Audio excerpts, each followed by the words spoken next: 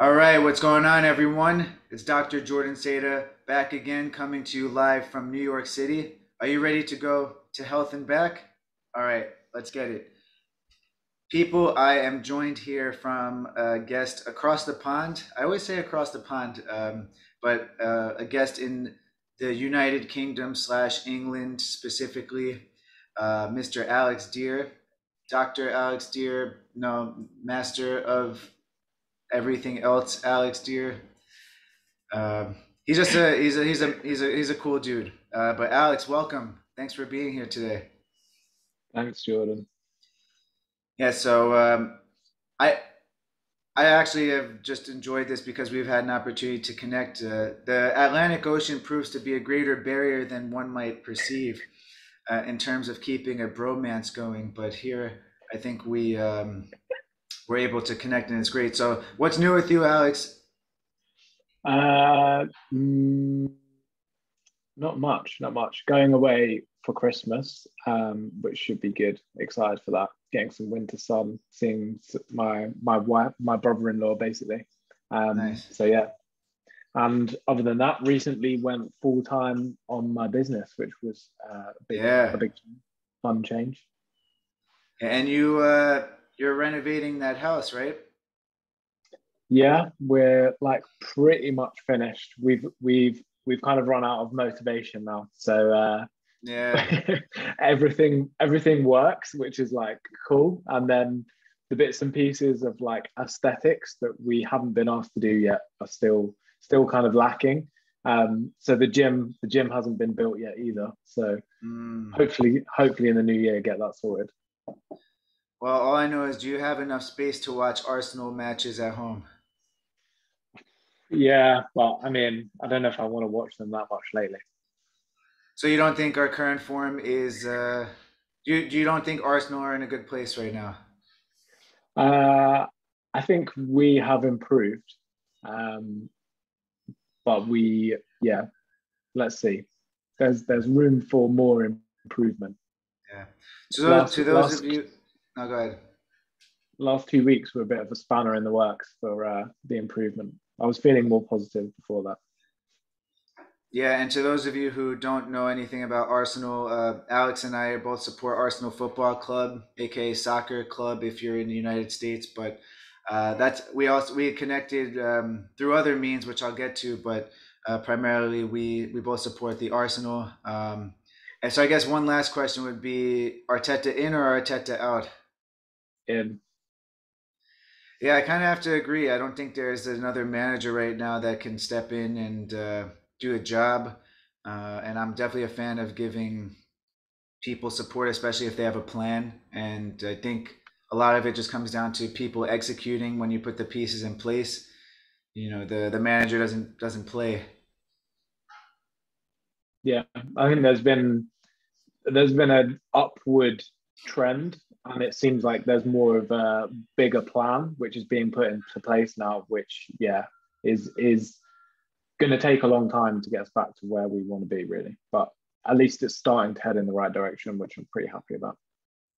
Yeah, I think overall the mental health status of both Alex and I, because of Arsenal, is improving a little bit. We don't have a constant heart attack and hypertensive episode on a weekly basis anymore. But Or periods of weekend depression. yeah, it's amazing because like I feel like Arsenal fans around the world, when they see one another, just kind of want to embrace and tell each other it's going to be okay. I've definitely had that situation happen here many times. It's like it's this unbreakable bond of sorrow Suffering. that bands us together. But anyway, I've had the privilege of knowing Alex for the better part of, I want to say, 3, two years, maybe 3 years. 3. Yeah, the last time you were in New York.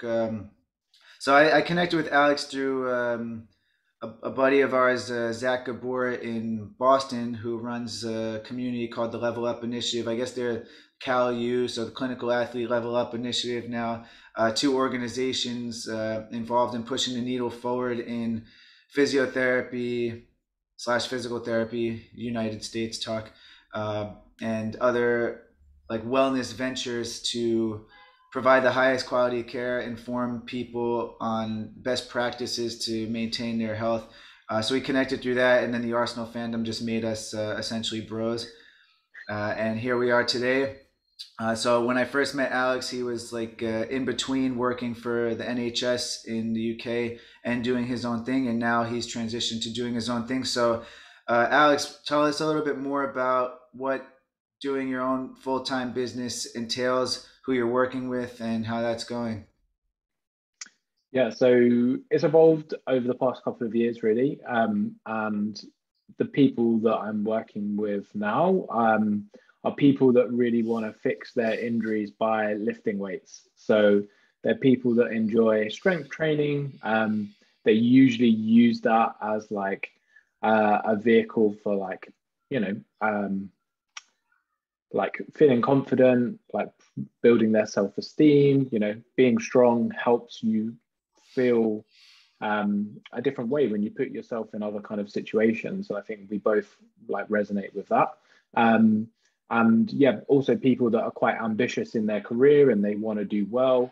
And they training forms a big part of their life and how they perform well in that, because it helps them manage stress and feel good about themselves. And when injuries get in the way of that, like it can be pretty difficult, like physically experiencing those things, but also mentally quite a difficult time in people's lives. And so my job is to try and help them get back like some of that physical strength, but like the mental strength that comes with, training and doing the things that they love, like lifting. Yeah, I definitely think that the mental aspect of it is utmost important. I find a lot of people have a lot of fears going into resistance training, whether it be their level of preparedness or lack of time or fear of getting injured. So I definitely think it's important to educate them on the benefits, but also doing it in a safe way.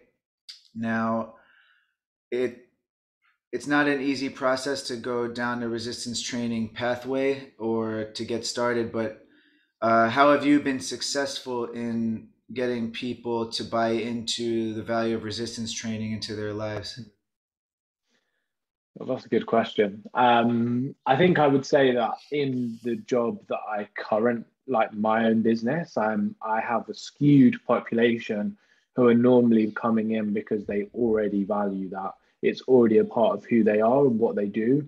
Mm. Or if they're newer to it, then they have because of the way that I kind of advertise and the things that I put out there, they have a skew that they believe that will help them already.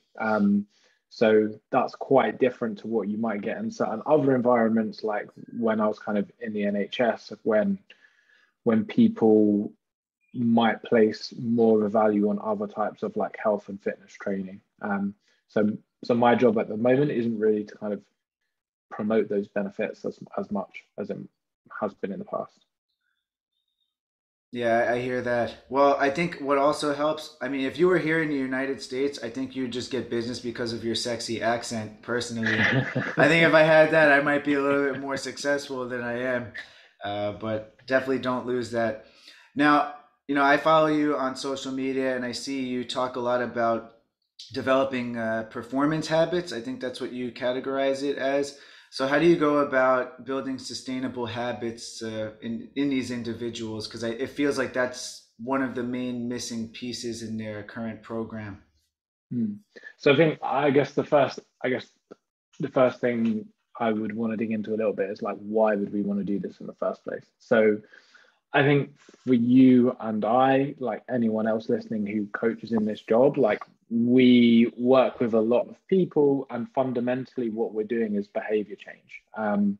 And a lot of the problems that we see that people come in with, whether it's to do with their weight or to do with the way they train or to do with, their mental health, like all of these things normally for me come back to kind of a problem of like dosage, like how much they're trying to do of something. And a lot of the times people, natural human behavior is to get a lot of motivation to make a change and then try and do something really drastic or significant to try and see results quite quickly. And the problem with that is when you're not making small, slow changes over time, it's very difficult to maintain those habits when, like you said earlier, like life has recently thrown you a few curveballs, right? And when those things happen, things get more stressful, work gets busier, something happens with your family or your friends, and you've got to be there for them. Making these really drastic changes become unsustainable. And then people kind of get into this all or nothing pattern of, shit, I need to start a diet. I'm going to start it on Monday. I'm going to absolutely starve myself, lose 10 kilos in a month. And then a month later, be like, fuck, I'm miserable because I haven't eaten anything that I like. I feel like I've got no energy. I'm absolutely starving. And then people go the other way. And whether that's, like I've just said, in nutrition, it can also happen in training. Like, I want to get in shape, I'm going to train 5 days a week when I haven't done any training for the past year. For me, those kind of patterns of behavior are the big things that I want to kind of address with what I call performance habits. Yeah, I hear that. So let me get this straight. If you're in the UK right now, you'll be able to relate to this, and maybe in the US. But so you're saying I am obsessed with digestives, especially the chocolate covered ones. So you're saying that people can eat those and still maintain their fitness goals. 100%. I just wanted to put that out there because I know many people, especially during this time of year when we're approaching the holiday season, and you guys and your mince pies and everything else you're eating, Oh, yeah. all that festive fare. It's a very difficult time to remain focused on your goals. But say someone has a little bit of anxiety about participating fully in like the food and the enjoyment, the merriment that comes around the holiday season. Would you Do you have any like specific advice for those people? Yeah. So, I mean, I struggled, like, I pretty much got an eating disorder a couple of years ago. Because so my background in training is I was an Olympic weightlifter, and that's a weight category based sport. So a lot of the time that I was training and competing, I was looking at my weight and trying to make sure it stayed around a certain number. Um, and I went through working with a nutritionist for a while and was on a very restrictive meal plan. And when I came off it, I kind of went the other way and I put on loads of weight. So I feel that anxiety because I've always kind of tried to control my weight, and that's kind of been an expression of, like, not having control of other aspects of my life. I kind of tried to really control that. So that's where I'm coming from when I give these kind of answers. In the recent past, I've like built a more mindful approach to food, a more flexible approach. And I think the first thing to kind of say about this period is, like, if you want to enjoy something, like, make the decision that you're going to do it and that you're going to enjoy it, and be okay with that. Like, it's fine to eat the mince pies, or to eat, the baked goods or the sweet goods. Like, it's fine to make a decision to do that, as long as you're making that decision like in advance, that that's what you want to do. Knowing that, if you do put on some weight over the holidays, like, you can address that after the holidays if you feel like you want to. If you're not concerned about that, like, that doesn't matter.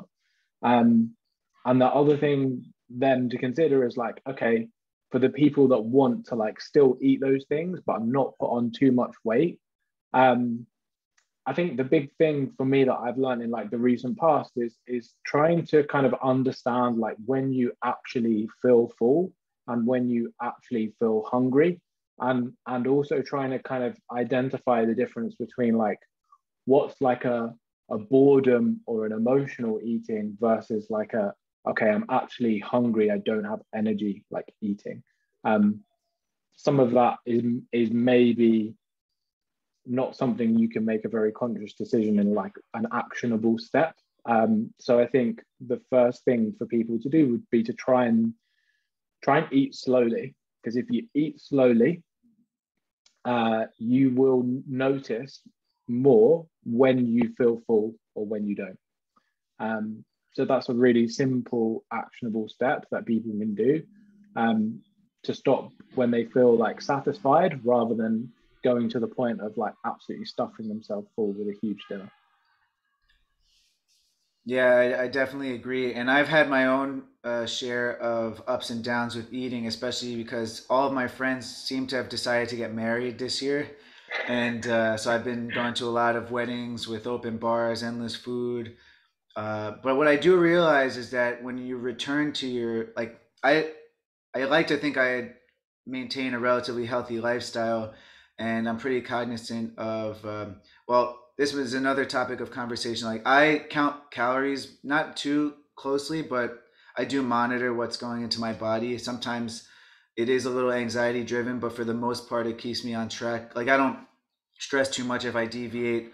I allow myself to eat, but at the same time, because I come back to a relative baseline amount of calories, like I know that I'll be able to eat all the foods that I want. I'm gonna gain weight, but there's two things. A, I'm gonna end up returning to my normal weight at some point because of my lifestyle habits, and B, if it's just a one shot deal, there's a dietitian on Instagram, and he was like, if you do it once, the only thing you're gonna really have is a rectum full of shit the next day, and you're really not gonna make a significant change in like your weight. At the end of the day, it's pretty much gonna return to baseline quickly. Um, I don't know how you feel about that, but I do know that in the past you had spoken about counting calories and how you don't really have to do that. And some people, if you read the books, they'll tell you that you need to monitor all those factors, calories, macronutrients, etc. Some go into like nutrient timing. Some talk about like you need to fast, you need to eat keto, you need so many things. But what would be your take on those who say you have to count calories, and if you don't have to, what is the alternative? So really good question. So I guess I just want to kind of come back to the first point. So I totally agree with you. Like if you have one weekend where you go to a wedding and you have one isolated day where you eat more food than normal, and then you just return to what you would normally do, that's probably not going to affect your weight long term, or your body composition. The thing that happens, the thing that happens in addition when people do those things is, if you're drinking or you're eating a lot of salt, that's going to retain a lot of water, and so your weight is going to fluctuate a lot. Like you could potentially put on 1 kilo, or like 2.2 pounds in that one sitting, and that might cause someone to kind of panic and affect you mentally. But like there's no way you've put on 1 kilo of fat from one meal. Like that's just not how it works. Um, so yeah, I'm totally with you on that side of things. Um, and then when it comes to kind of calories and keto and like different methods of losing weight, um, for for full context, like I'm coming into this conversation having counted calories for like years. There was a period of 2 years probably where I tracked every single thing I ate. Um, Personality wise, I'm quite like an obsessive analytical person.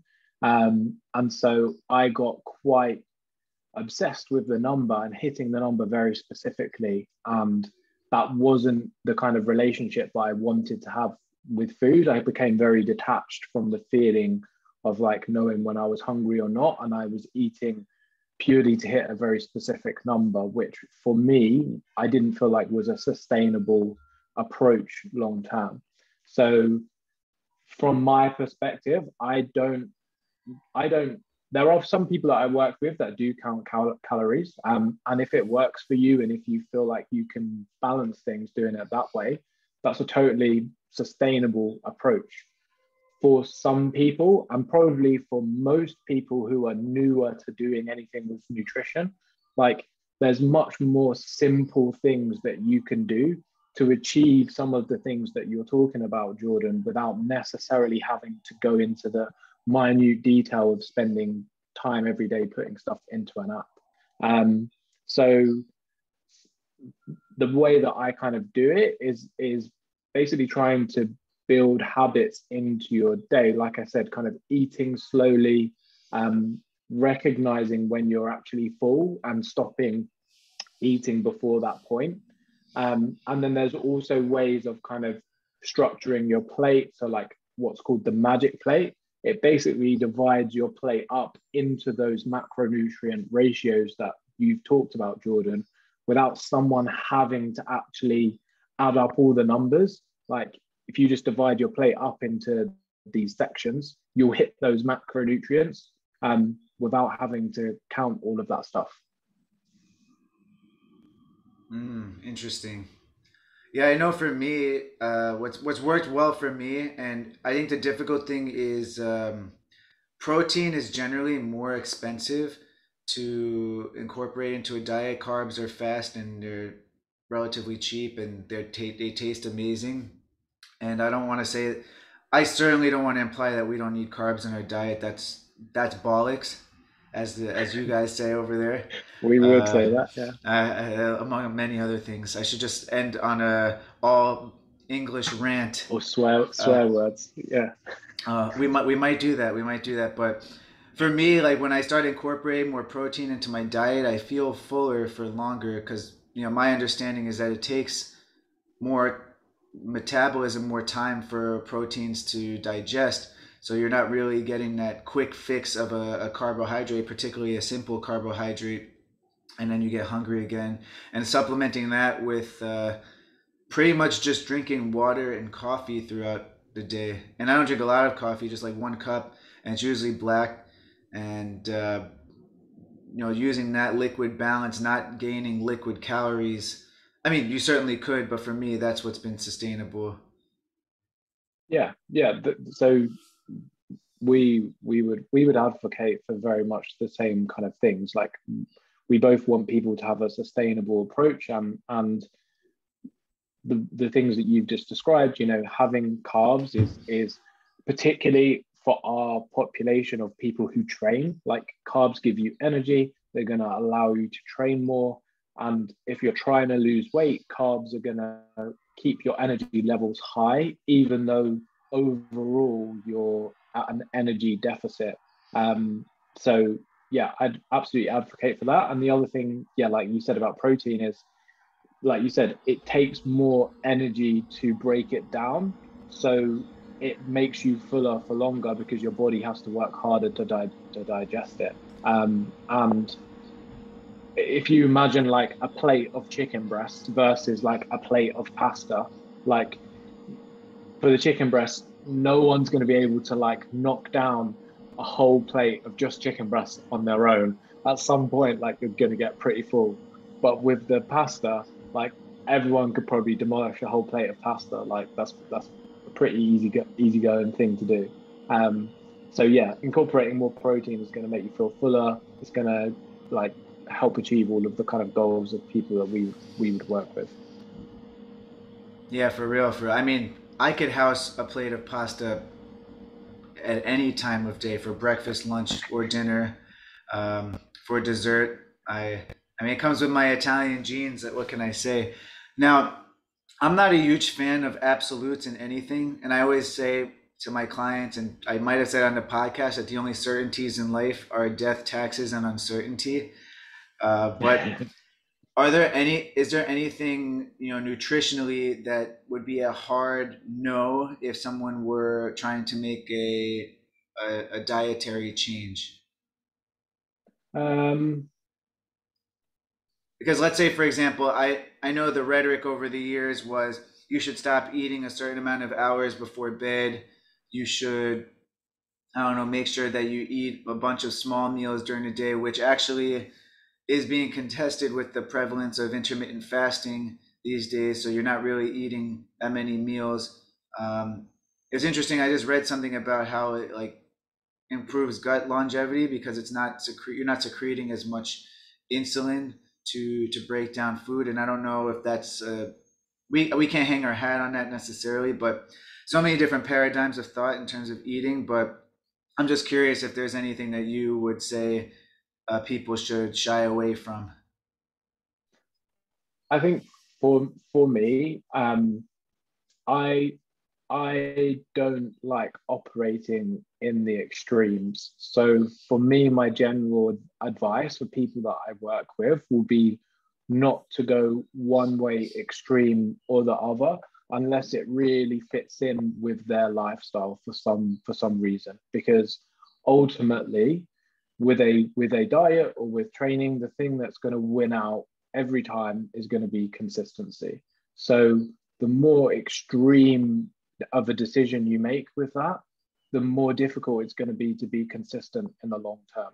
So if that means cutting out food groups or really like saying strictly I'm never going to do this thing again, like for me that's kind of a flag of like we probably want to build in some flexibility here, so that when you're in a situation where you can't make that decision, we have a backup plan, or we don't have to massively deviate from like what is the norm for you. Yeah, so I guess if I had to, if I think I've been listening pretty clearly, but if I had to summarize everything that you just said, if someone just skipped ahead to this very moment in the podcast, you would say that consistency is the most important aspect of a sustainable like fitness program.